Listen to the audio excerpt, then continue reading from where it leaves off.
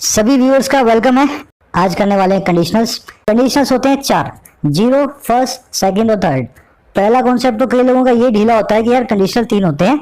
Actual मेरे भाई conditional तीन नहीं, कंडीशनल चार होते हैं। कंडीशनल एक, जीरो कंडीशनल भी होता है। जब तक आप जीरो कंडीशनल पढ़ोगे नहीं ना, तो पहला, दूसरा और तीसरा ना आप कभी भी उसको दिमाग में बिठा नहीं पाओगे। अब शुरू करना, हिंदी के अंदर समझाऊंगा देसी भाषा में। देखो जीरो कंडीशनल क्या कहता है, हिंदी में देखना, नीचे लिखा हुआ है, जब जब ऐसा होता है तब तब ऐसा होता है। जब जब बादल आते हैं तब तब बारिश होती है। समझ गए ना? जब जब ऐसा होता है तब तब ऐसा होता है। जीरो कंडीशन का काम ये है, मतलब एक जनरल प्रेजेंट ट्रूथ को बताता है कि भाई प्रेजेंट में एक जनरल सा ट्रूथ है, जब जब ऐसा होता है तब तब ऐसा होता है। ठीक है ना? जब जब सैटरडे आता है तब तब हमारी छुट्टी होती है। चलो, फर्स्ट कंडीशनल ये क्या बताता है, रियल फ्यूचर की बात करता है। फ्यूचर की बात करता है। देखो ये प्रेजेंट की कर रहा था, देख रहे हो, ये बात कर रहा है फ्यूचर की। और कैसा फ्यूचर? बिल्कुल रियल। कह रहा है अगर ऐसा हुआ तो ऐसा हो जाएगा। समझ गए मेरी बात को? रियल फ्यूचर की बात कर रहा है, अगर ऐसा हुआ तो ऐसा हो जाएगा। अगर लॉकडाउन लगा तो और मंदी आ जाएगी, अगर ऐसा हुआ तो ऐसा हो जाएगा। सिर्फ हिंदी में समझना है, अभी इंग्लिश बाद में बना दूंगा मैं इनकी सारी, किसके साथ क्या लगाना है ना। अब देखो सेकंड कंडीशनल। सेकंड कंडीशनल भी फ्यूचर की बात करता है, बट ये रियल नहीं, अनरियल फ्यूचर की। अगर ऐसा हो जाए तो ऐसा हो जाए, अगर ऐसा हो जाए तो ऐसा हो जाए, अगर मेरे पंख लग जाएं तो मैं भी उड़ जाऊं। समझ गए ना? फ्यूचर की बात तो हो रही है, पर फ्यूचर कैसा है? अनरियल। रियल फ्यूचर की बात नहीं हो रही। ऐसी चीज की बात हो रही है जो लगभग नामुमकिन है, पर फ्यूचर में हो सकती है, लगभग नामुमकिन है। चलो, अब आ गया थर्ड कंडीशनल। ये बात करता है मेरे भाई, थर्ड कंडीशनल पास्ट की। पास्ट कैसा पास्ट? जो अनरियल है, जो काम पास्ट में हुआ ही नहीं, ये बात करता है उसकी। अगर ऐसा हुआ होता, अगर ऐसा हुआ होता, ये देखो है ना, अगर ऐसा हुआ होता तो क्या ऐसा हो गया होता। अगर तुमने मेरी हेल्प कर दी होती तो भाई मैं ऐसी मुसीबत में ना होता। समझ गया मेरी बात को? पास्ट में कोई काम जो होना चाहिए था वो नहीं हो पाया, वो बताता है थर्ड कंडीशनल। एक बार फिर से मैं सारा रिपीट कर देता हूं, अपने साफ कर लेते हैं। जस्ट अ मिनट, आपके सामने है ना, नजर मारो। हिंदी में समझ गए ना, तब इसकी इंग्लिश बनानी बहुत ईजी है, और इसके सारे जुड़े हुए इसके एरर्स है ना, एक साथ आपको समझ में आ जाएंगे। समझो, अगर जीरो कंडीशनल आया तो इसका मतलब होगा जब जब ऐसा होता है तब तब ऐसा होता है, और होता है प्रेजेंट में। अगर फर्स्ट कंडीशनल आया तो इसका मतलब होता है अगर ऐसा हुआ तो ऐसा हो जाएगा, रियल फ्यूचर की बात करते हैं। सेकंड कंडीशन बताता है अनरियल फ्यूचर, अगर ऐसा हो जाए तो ऐसा हो जाए। फर्स्ट और सेकंड एक जैसे ही हैं, पर सेकंड में काम जो है ना लगभग इम्पॉसिबल होता है, फर्स्ट में काम जो होता है वो पॉसिबल होता है। ठीक है ना? थर्ड कंडीशनल तो पास्ट की बात करता है, ना प्रेजेंट ना फ्यूचर। ये कहता है अगर ऐसा हो गया होता तो ऐसा हो गया होता, ऐसा हुआ होता तो ऐसा हो गया होता। अब देखो, अब बढ़ते हैं अपने जो है ना टेक्निकल, जो है ना इसका टेक्निकल एस्पेक्ट, उसकी तरफ बढ़ते हैं। अब इन सेंटेंसेस को अपने बना करके देखें कैसे बनते हैं। चलो आ जाओ मेरे साथ। चार सेंटेंसेस आपकी स्क्रीन पे हैं। आप एक काम करो, एक बार चारों सेंटेंस को पढ़ लो एक बार, है ना, फिर मैं आपको समझाता हूँ ये बने कैसे हुए हैं, कौन सा कंडीशनल कहाँ कैसे लगेगा, है ना। एक बार इनको पढ़ें आप। चलो, फर्स्ट वाला सेंटेंस क्या कह रहा है? इफ या when she comes in time we go on a date. क्या कर रहा है ये? सेकंड कंडीशन, ये जीरो कंडीशन है ना। जब वो वक्त पे आती है तब हम डेट पे जाते हैं, जब जब वो टाइम पे आती है ना तब तब हम डेट पे जाते हैं। जिस दिन वो लेट हो जाती है ना, उस दिन हम डेट पे नहीं जाते। मतलब हम किसी फ्यूचर की बात नहीं कर रहे, हम किसी पास्ट की बात नहीं कर रहे, हम प्रेजेंट की एक हैबिट की बात कर रहे हैं। समझ गए ना? प्रेजेंट जनरल जो ट्रूथ है ना उसकी बात कर रहे हैं। जब जब वो टाइम पे आती है तब तब हम डेट पे जाते हैं। इन टाइम को समझे, इसका मतलब होता है टाइम रहते। मतलब 9 बजे आना है, आप 8:30 बजे भी आ गए तो आप इन टाइम है। ऑन टाइम का मतलब है राइट 9 बजे आए हो तो आप ऑन टाइम है ना। ट्रेन जब ऑन टाइम होती है तो वक्त पे आती है, ट्रेन जब इन टाइम होती है तो वक्त से पहले आ जाती है। चलिए, इसको बोलेंगे हम जीरो कंडीशनल। ठीक है ना, जीरो कंडीशनल। अब बढ़ते हैं अगले कंडीशन की तरफ। If she comes in time, if she comes in time we will go on a date. अब देखो यहाँ बात हो रही है फ्यूचर की। अगर वो फ्यूचर में कम्स इन टाइम होती है, वक्त पे आती है, we will go on a date, हम एक डेट पे जाएंगे। बात हो रही है एक फ्यूचर की घटना की, जो कि रियल भी है, जो कि होनी भी सही चाहिए, है ना, जिसकी बहुत पॉसिबिलिटी भी है। तो ये फ्यूचर की बात करता है, इसको बोलते हैं फर्स्ट कंडीशनल। अब तीसरा देखो, if she came in time we would go on a date. ध्यान से देखना, केम यहाँ पे वर्ब की सेकंड फॉर्म है, V2 है। V2 देख के आपको लगेगा ये पास्ट की बात हो रही है, पर ध्यान दो, अगर इफ के साथ में V2 आ जाए अगर इफ के साथ में V2 आ जाए, इफ के साथ में, तो ये पास्ट की बात नहीं हो रही, ये फ्यूचर की बात हो रही है। इसको बोलते हैं थर्ड कंडीशनल। इसका मतलब क्या है, अगर वो टाइम पे आ जाए तो हम डेट पे चले जाएं। मतलब आपको पता है वो नहीं आएगी, आपको पता है वो ट्रैफिक में फंसी हुई है, उसने बोल भी दिया मैं नहीं आने वाली, फिर भी आप सोच रहे हो यार वो टाइम पे आ जाए तो अपने डेट पे चले जाएं। समझ गए ना? ये बात करता है एक फ्यूचर की अनरियल घटना की जिसकी पॉसिबिलिटी बहुत कम है, इसको कहते हैं सेकंड कंडीशनल। अब लास्ट वाला देख लेते हैं, if she had come in time we would have gone a date. अगर वो वक्त पे आई होती, उस दिन अगर वो वक्त पे आई होती तो हम डेट पे गए होते। तो ये काम हो नहीं पाया, ना वो वक्त पे आई ना हम डेट पे गए। एक पास घटना की बात कर रहे हैं, वो ऐसी हो सकती थी, ये बताता है थर्ड कंडीशनल। समझ गए ना? हिंदी और इंग्लिश दोनों तरीके से मैंने आपको समझा दिया कंडीशनल क्या होता है। अब थोड़ा और टेक्निकल अंदर घुसते हैं इसके, इनकी स्ट्रक्चर्स को समझेंगे और इन पे बनने वाली एरर्स को देखेंगे। ठीक है ना? देखो आज का पार्ट मैं सिंपल पार्ट रख रहा हूँ, अगले नेक्स्ट पार्ट के अंदर वो मैं 2 दिन में पब्लिश कर दूंगा, मेरे पास रेडी है वो पार्ट, अभी मैं दिखाऊंगा आपको। उस पार्ट के अंदर आप एडवांस कंडीशंस देखेंगे, इन्हीं कंडीशंस के ऊपर बनते हुए आजकल जो एडवांस कॉन्सेप्ट्स आ रहे हैं। तो पहले सिंपल वाला तो समझ लो, है ना?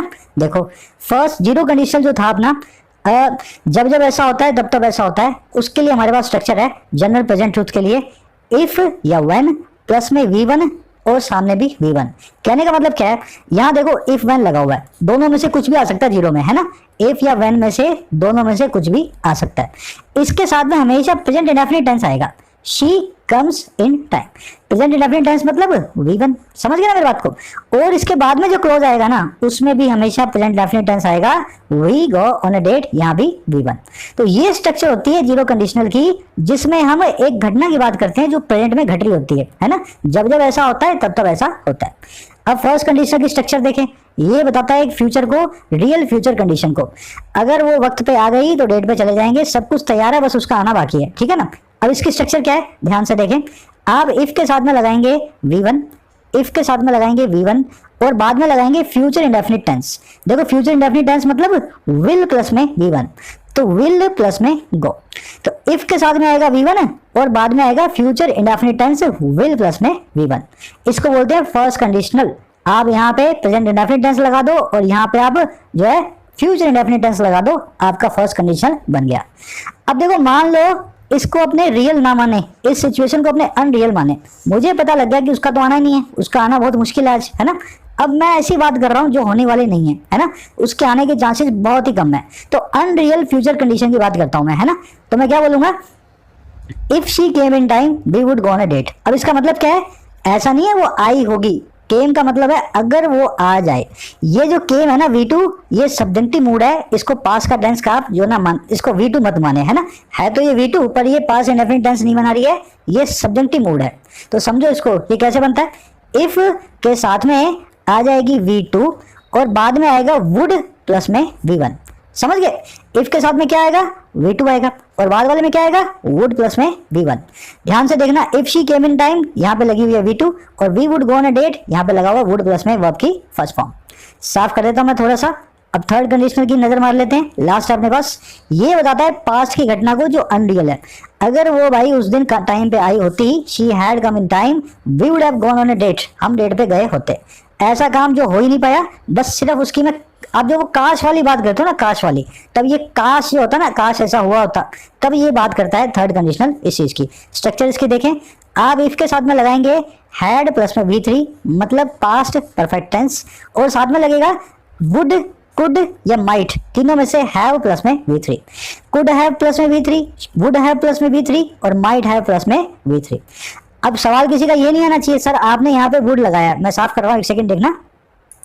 आपने यहाँ पे वुड लगाया, आपने यहाँ पे वुड लगाया, यहाँ पे कुड और माइट भी तो आ सकता था, आपने क्यों नहीं लगाया? देखो वुड, कुड और माइट तुम्हें मैं ऑलरेडी बता चुका हूँ, तीनों के तीनों ही फ्यूचर की प्रोबेबिलिटी को बताते हैं।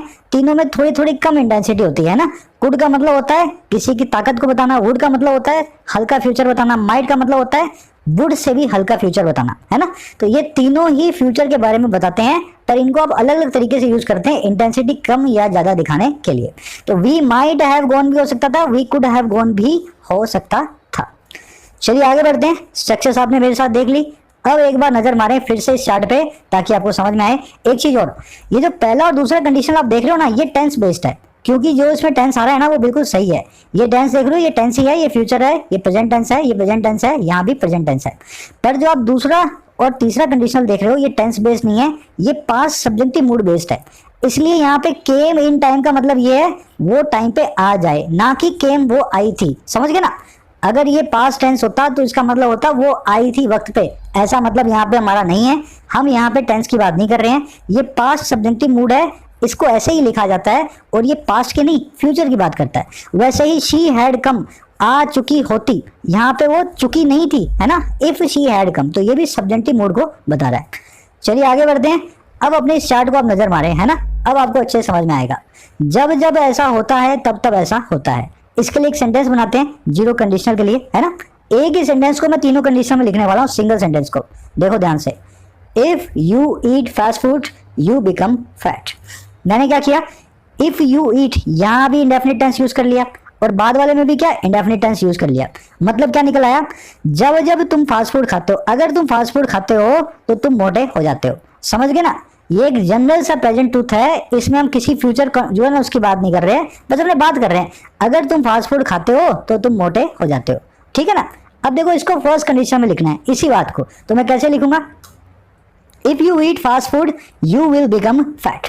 मैंने यहाँ पे क्या किया, फर्स्ट कंडीशन के लिए यहाँ तो V1 रहने दिया, ईट, है ना, और यहाँ पे विल प्लस में V1 लगाया, यहाँ पे विल लगा दिया बीच में बिकम से पहले। अब इसका मतलब क्या है, फ्यूचर की रियल पॉसिबिलिटी की बात हो रही है। अगर तुमने फास्ट फूड खाया तो तुम मोटे हो जाओगे। समझ गए ना? अगर फ्यूचर में ऐसा काम हुआ, तुमने खाया तो तुम मोटे हो जाओगे। अब देखो सेकंड कंडीशन को, इसी सेंटेंस को बना के लिखते हैं। कैसे लिखूंगा, if you ate fast food you would become fat. अब यहां मैं क्या कहना चाह रहा हूं, अगर तुम फास्ट फूड खाओ तो तुम मोटे हो जाओगे। बात दोनों में एक ही है, फर्स्ट और सेकंड में। सेकंड में क्या बोल रहा हूं मैं, तुम फास्ट फूड नहीं खाते हो मुझे पता है ना, तुम खाओगे, बस एक बात की बात है। मैं कह रहा हूं अगर तुम खाओ ना तो तुम मोटे हो जाओगे। सेकंड में, इस फर्स्ट वाले में कंडीशन में सिर्फ ये था कि तुम खाने वाले हो, मुझे पता है तुम खाओगे भी, तुम्हारे खाने की पॉसिबिलिटी बहुत ज्यादा है ना, कि रियल कंडीशन है। और सेकंड वाले कंडीशन में क्या है, ये वो बात को बताएगा जब तुम्हारे खाने की पॉसिबिलिटी बहुत कम है। मुझे लगता नहीं है तुम कभी फास्ट फूड खाओगे, बस मैं फिर भी कह रहा हूं अगर तुम फास्ट फूड खाओ तो तुम भी मोटे हो जाओ, यू वुड बिकम फैट। तो फर्स्ट और सेकंड कंडीशन में बेसिकली कोई फर्क नहीं होता, सिर्फ नजरिए का फर्क होता है। फर्स्ट और सेकंड कंडीशन एक ही बात को दो तरीके से कहने के जो है ना अंदाज है। थर्ड कंडीशन की तरफ बढ़ते हैं। अगर ऐसा हुआ होता तो ऐसा हो गया होता। अब देखो इसको कैसे लिखेंगे, if you had eaten fast food you would have become fat. यहाँ पे हैड प्लस में V3 ऊपर, आप देख लो पास्ट परफेक्ट टेंस, यहाँ पे वुड हैव प्लस में V3, यहाँ पे आप भी पास्ट टेंस को यूज करते हैं। अगर तुमने फास्ट फूड खाया होता तो तुम मोटे हो गए होते। अब तुमने मुझसे पूछा यार मैं मोटा नहीं हुआ, वो सब हो गए, तो मैंने बोला यार तुमने फास्ट फूड खाया होता तो तुम भी मोटे हो गए होते, है ना।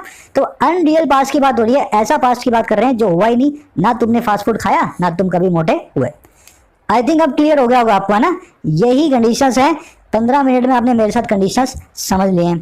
अब मैं इनके फटाफट आपको समझा देता हूँ एरर्स, है ना, कैसे बनेगी। फर्स्ट कंडीशन पे यही से एरर बता देता हूँ आपको। फर्स्ट कंडीशन के अंदर आपने देखा मेरे साथ फ्यूचर की बात होती है, देख रहे हो, रियल फ्यूचर की बात होती है, रियल फ्यूचर। आप यहाँ पे विल भी यूज कर रहे हो, पर इफ के साथ में आप क्या यूज करते हो, V1 को यूज करते हो। इसके पीछे रूल क्या कहता है, हमारा फर्स्ट रूल है हमारा ग्रामर का, इफ के साथ में कभी भी विल को यूज नहीं किया जाता। क्यों? क्योंकि इफ जो है ना वो एक इमेजिनरी कंडीशन है, और विल मतलब फ्यूचर टेंस, ये भी एक इमेजिनरी कंडीशन है। अगर दो इमेजिनरी कंडीशंस को आपने जोड़ दिया तो सेंटेंस बहुत ही बेहुदा हो जाएगा। तो ग्रामेरियन क्या बोले, यार इफ के साथ में कभी भी फ्यूचर वाले टेंस को हम नहीं जोड़ेंगे।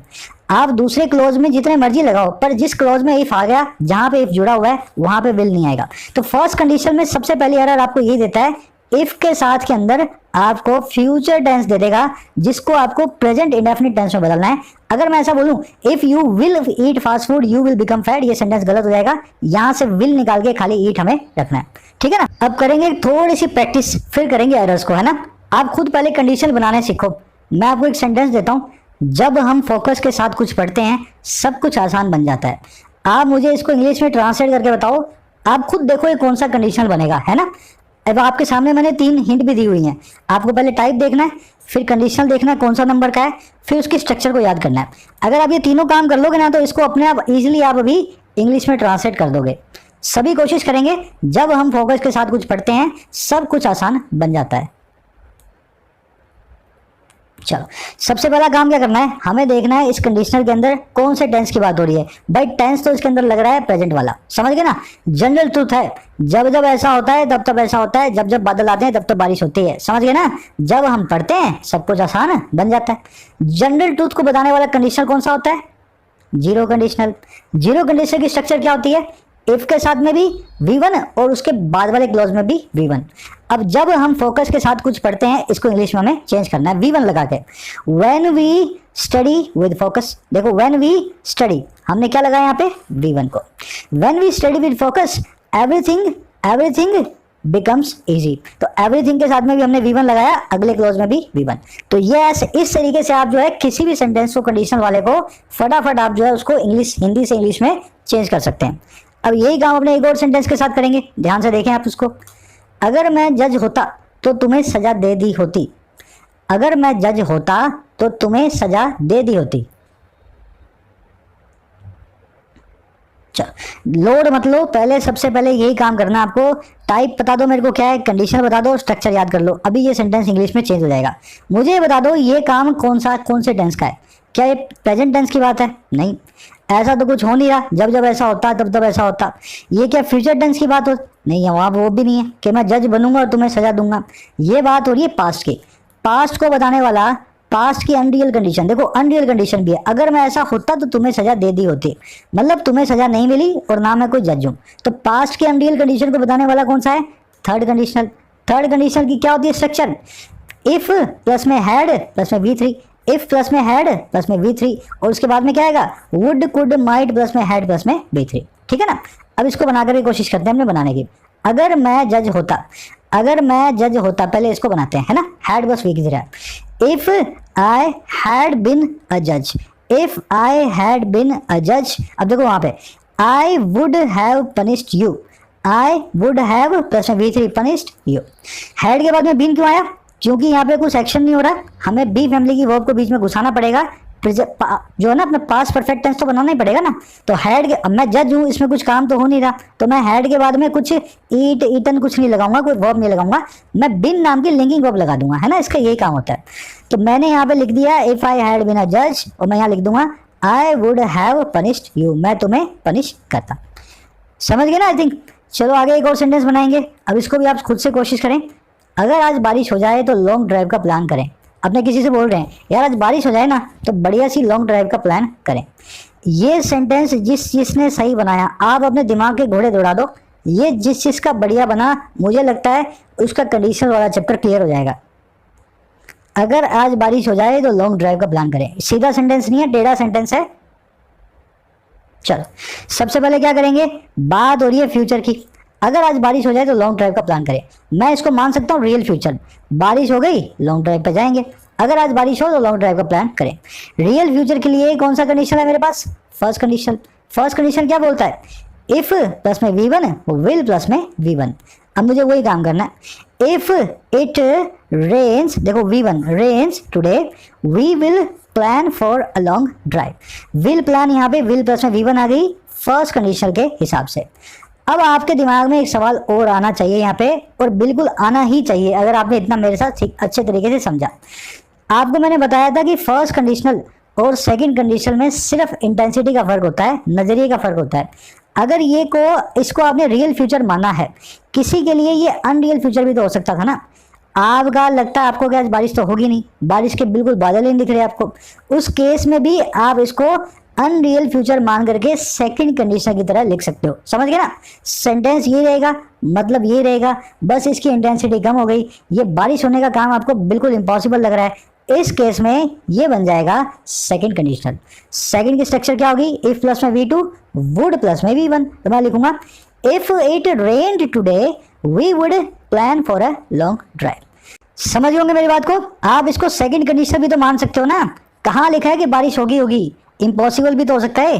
अगर ये इम्पॉसिबल है तो दूसरे नजरिए से इस सेंटेंस को आप ऐसा भी बना सकते हैं। तो फर्स्ट और सेकंड कंडीशन में कोई फर्क नहीं होता, दोनों का मतलब एक ही होता है। फर्स्ट आप तब बनाते हैं जब आपको लगता है ये काम होगा, इसके होने के बहुत आसार हैं, है ना। और सेकंड तब होता है जब आपको लगता है ये काम नहीं होगा, इसके होने के बिल्कुल भी चांसेस नहीं है। धोनी क्रीज पे खड़ा है, आप फर्स्ट कंडीशन लगा के बोलेंगे हम मैच जीत सकते हैं। और अगर मान लो बालाजी क्रीज पे खड़े हैं, है ना, टेल एंडर, 10वां जो प्लेयर है जो अपना क्रीज पे खड़ा है, 9वां प्लेयर, अब आपको 200 रन चाहिए, तो आप सेकंड कंडीशन लगा के बोलोगे भाई बालाजी 200 रन मार दे तो हम मैच जीत जाएं। समझ गए ना मेरी बात को? जहां पे बिल्कुल पॉसिबिलिटी ना हो, अनरियल फ्यूचर हो, सेकंड कंडीशन। ये फर्स्ट और सेकंड का बीच का जो डिफरेंस है ना, ये बहुत कंफ्यूज करता है सब लड़कों को, इसको ध्यान से समझे। चलिए आगे बढ़ते हैं। अब अपने एरर करने वाले हैं। मैं 4 टाइप ऑफ एरर आपको करवाऊंगा, इसमें आपका कंडीशनल का बेसिक हो जाएगा, है ना।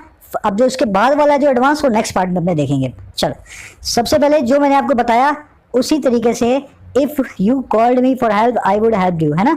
आप इसको तोड़ के मुझे बताएं ये कौन सा कंडीशनल है और इसमें कौन सी एरर पड़ी हुई है। चलो बहुत सिंपल है। आपको क्या करना है, आपको दोनों वर्ब्स पकड़ लेनी है।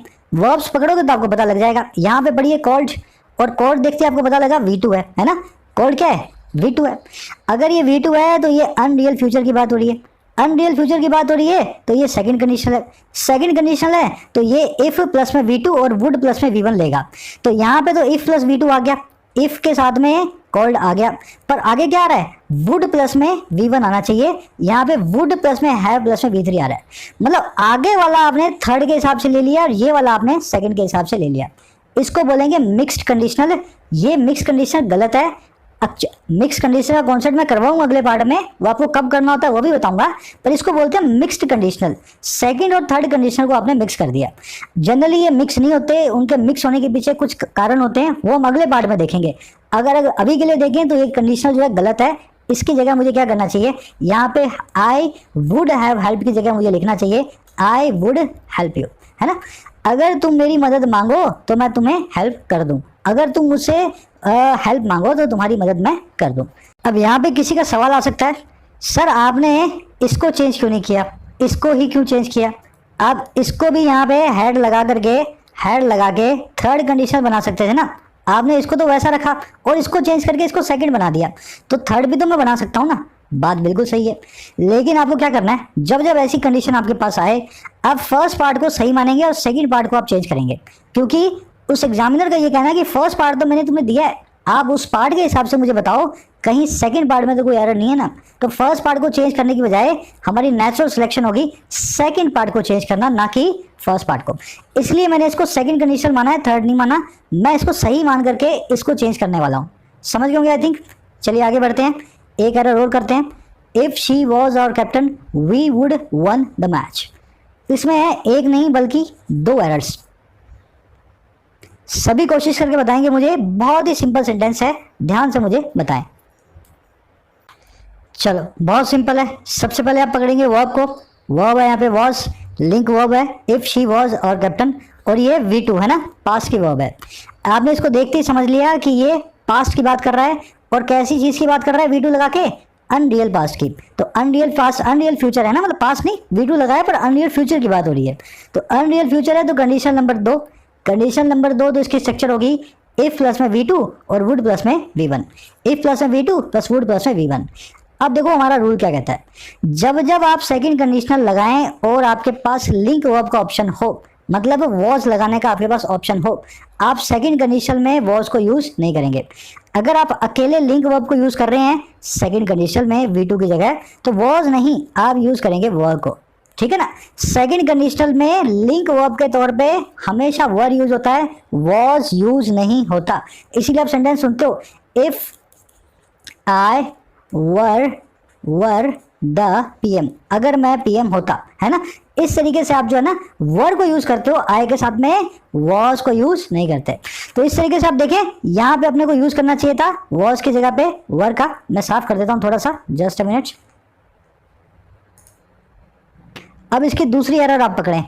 आपको क्या कहता है ये कि वुड के बाद में V1 आएगा। मेरे भाई वुड के बाद में 1 लगा हुआ है, V2 V3 यूज कर रहे हो, क्या करोगे, इसको चेंज कर दो और डाल दो would win. If she were our captain we would win the match. अब एक चीज की तरफ ध्यान दें मेरा, आपको ये सेंटेंस जो मैंने अभी लिख के बताया सेकंड कंडीशन का, सेकंड कंडीशन को लिखने की एक ऑल्टरनेटिव फॉर्म भी होती है। अब वो फॉर्म क्या होती है, कुछ इस तरह से होती है, were she our captain, were she our captain we would win the match. मतलब है सेकंड कंडीशन की लिखने की एक तरीका ये भी होता है कि आप हेल्पिंग वर्ब या मेन वर्ब जो है उसको शुरू में ले आए, सेंटेंस को इन्वर्ट कर दें, सेंटेंस का मीनिंग वही रहेगा। तो इस तरह से भी सेकंड कंडीशन को एक ऑल्टरनेटिव फॉर्म में आप लिख सकते हैं। ये आपको इसलिए बता रहा हूँ कि पेपर में आप देख के बोलो सर ये फॉर्म कहाँ थी, हमने तो सीखी नहीं। सेकंड कंडीशन को लिखने की ये फॉर्म भी होती है। ये जो वर्ड है आप इसको शुरू में ले आए, बाकी सेंटेंस को वैसा ही चलने दें। Were she our captain we would win the match, हमारी वो कैप्टन हो तो हम ये मैच जीत जाएं। चलिए एरर नंबर 3 की तरफ बढ़ते हैं। अब इसको आप कोशिश करेंगे सबके सब। ये बहुत ही खूबसूरत एरर है और सबसे ज्यादा ऐसी एरर से आती है ना कंडीशनल्स के अंदर। चलो काम क्या करना है, पहले वर्ब्स पकड़नी है। If you commit a crime you will arrest by police. यहाँ पे कमिट है V1, just a minute, commit है यहाँ पे V1 और यहाँ पे विल प्लस में V1। आपने देखा V1 आ रहा है, मतलब ये बात हो रही है रियल फ्यूचर की, फर्स्ट कंडीशन है। फर्स्ट कंडीशन की ये स्ट्रक्चर होती है। अब स्ट्रक्चर क्या होती है, V1 आता है और विल प्लस V1 आता है। अगर आपने इतना समझा तो आप बोलोगे ये सेंटेंस के अंदर सर नो एरर है। भाई सेंटेंस तो सही है, यहाँ पे V1 लगा दिया आपने, if you commit the crime, और वहां पे आगे विल प्लस में V1 आ रहा है, सेंटेंस तो बिल्कुल सही है। पर एक चीज आप भूल गए, अब वो चीज क्या थी मैं आपको फिर से दिखाता हूँ। पीछे चलते हैं थोड़ा सा।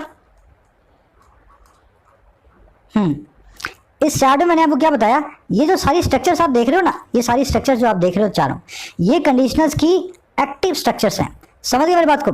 कंडीशनल्स को पैसिव में भी बनाया जा सकता है। पैसिव के अंदर ये स्ट्रक्चर अपने हिसाब से बदल जाएगी।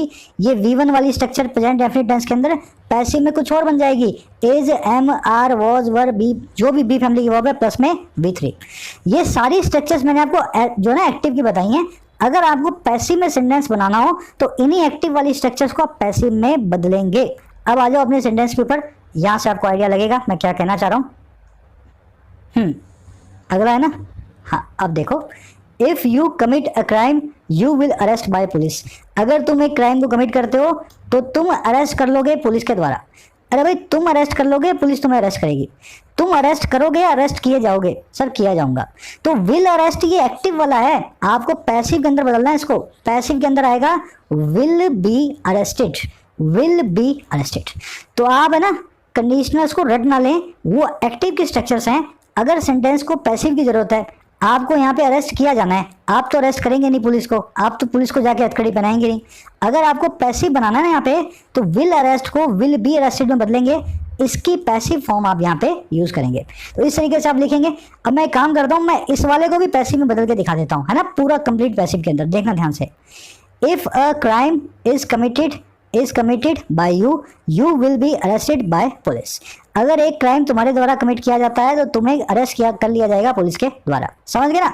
अब ये फर्स्ट कंडीशनल ही है, पर ये पूरी तरह से पैसिव में बदला हुआ है। एक्टिव फॉर्म ये वाली थी और पैसिव फॉर्म आपके सामने नीचे ये वाली है। चलिए एरर नंबर 4 की तरफ बढ़ते हैं। ध्यान देना इस चीज की तरफ, ये सभी के सभी कंडीशंस एक्टिव कंडीशंस हैं। सारे के सारे फॉर्मूला जो आप देख रहे हो वो एक्टिव हैं।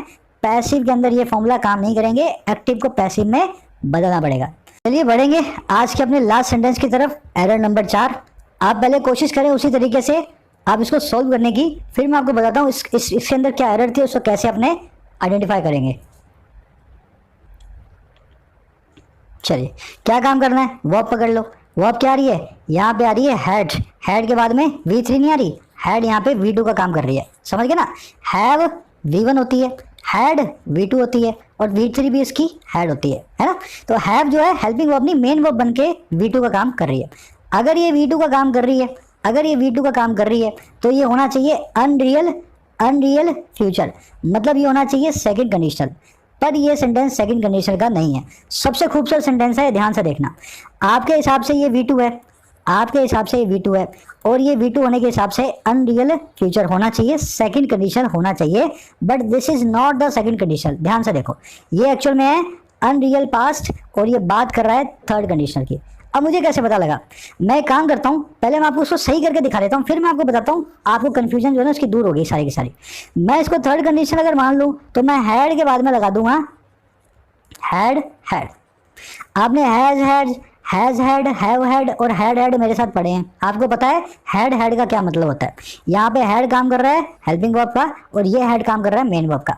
तो इस सेंटेंस को मुझे एक्चुअल में ऐसा बनाना चाहिए, if I had money I would have given it to you that day। अब आप मुझसे सवाल पूछोगे सर आपने इसको हैड क्यों बनाया, आपने इसको थर्ड कंडीशनल क्यों बनाया। आप सीधे सीधे यहाँ पे वुड गिव कर दो ना, वुड गिव लिख दो और यहाँ पे हेड पड़ा रहने दो। आपने जैसे बताया था कि फर्स्ट पार्ट में हमें चेंज नहीं करना होता, सेकंड पार्ट में चेंज करना होता है। अब ध्यान दो ये क्या लिखा हुआ है, दैट डे, ये बात हो रही है पास्ट की। यहाँ पे दैट डे से मीनिंग क्या आ रहा है, हम पास्ट की बात कर रहे हैं। अगर मेरे पास पैसा होता तो मैंने उस दिन तुम्हें दे दिया होता। यहाँ पे हम अनरियल फ्यूचर की बात नहीं कर रहे हैं, यहाँ पे पास्ट की बात हो रही है। तो भले ही आपके पास चॉइस हो दोनों को चेंज करने की, पर आपको इस हैड को चेंज करना ही पड़ेगा, क्योंकि अगर आपने इसको हैड रखा तो ये बन जाएगा फ्यूचर, और दैट डे के हिसाब से हमें पता लगा this is not future, we are talking about past. समझ गए ना। तो इसके हिसाब से क्या करूंगा, मैं फर्स्ट पार्ट के अंदर चेंज करूंगा, सेकंड पार्ट को वैसे का वैसा पड़ा रहने दूंगा, यहाँ लिखूंगा हैड और सेंटेंस मेरा वैसा का वैसा रहेगा। I hope you like this lecture. आज के लेक्चर के बाद आपको कंडीशंस में सारा कॉन्सेप्ट क्लियर हो गया है, सिवा मिक्स कंडीशनर्स के। कौन से? मिक्स्ड कंडीशनल्स, है ना। ये मैं करवा रहा हूँ नेक्स्ट पार्ट में, ऑलमोस्ट रेडी है। इसको संडे तक वेट नहीं करवाऊंगा मैं आपको, ट्यूसडे या प्रोबेबली कल ही मंडे शाम में मैं आपको इस पार्ट को दे दूंगा, ठीक है ना। तो इससे आपके कंडीशंस पूरे हो जाएंगे। थोड़ा सा ये डाइजेस्ट करो, फिर मिक्स कंडीशन आपको सिखाऊंगा तो फटाफट आपको समझ में आएंगे। अब डाइजेस्ट करने के लिए क्या करना है, आज का मैं क्विज आपको दिखा देता हूँ।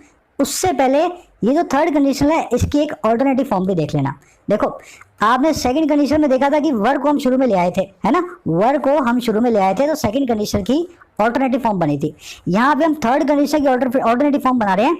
हम इस हैड को समझ लो, ये दो हैड हैं, इसमें से हेल्पिंग वर्ब वाले हैड को शुरू में ले आए, हम ऐसे ही बना सकते हैं, had I had money I would have given it to you that day. तो थर्ड कंडीशन की ऑल्टरनेटिव फॉर्म ऐसे होती है कि हेल्पिंग वर्ब जो होती है उससे सेंटेंस की शुरुआत होती है, सेंटेंस थर्ड कंडीशन का ही होता है। इस तरीके से आप थर्ड कंडीशन को ऑल्टरनेटिव फॉर्म में भी बना सकते हैं। चलिए बढ़ते हैं आज के क्विज की तरफ। आपके पास 8 सेंटेंसेज हैं, इसका एक अच्छा सा स्क्रीनशॉट लें, साफ साफ सुंदर सुंदर। इन 8 को आप करेंगे सॉल्व। अपने आप से रहना ईमानदार।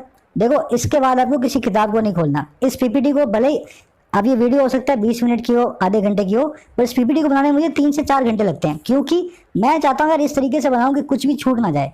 अब क्योंकि आपने सारा कुछ पढ़ लिया है तो इसको अच्छे से मन लगा के सॉल्व करना है, क्योंकि आपका टेस्ट होगा आपका, है ना। आपने कितना मेरे साथ सीखा, तो मन लगा के इसको सॉल्व करना ही करना जरूर।